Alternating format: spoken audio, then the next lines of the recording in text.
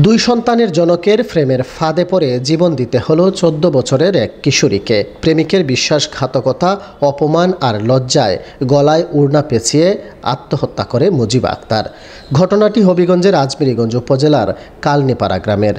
নিহত মুজিবা আক্তার ওই গ্রামের হবিবুল আলীর মেয়ে এবং স্থানীয় একটি বিদ্যালয়ের ৭ম শ্রেণীর শিক্ষার্থী।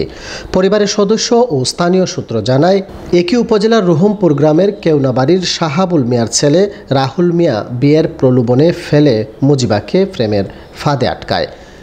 এক পর্যায়ে প্রেমিকের হাত ধরে মুজিবা বাড়ি ছেড়ে পালিয়ে যায়, কিন্তু প্রেমিকের বাড়িতে গিয়ে নির্মম সত্যের মুখোমুখি হয় সে। জানতে পারে রাহুল ইতিমধ্যে বিবাহিত এবং তার 2টি সন্তান রয়েছে।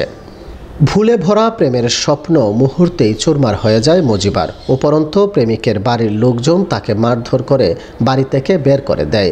অপমান, লজ্জা আর বিশ্বাসঘাতকতার যন্ত্রণায় মানসিকভাবে ভেঙে পড়ে মুজিবা।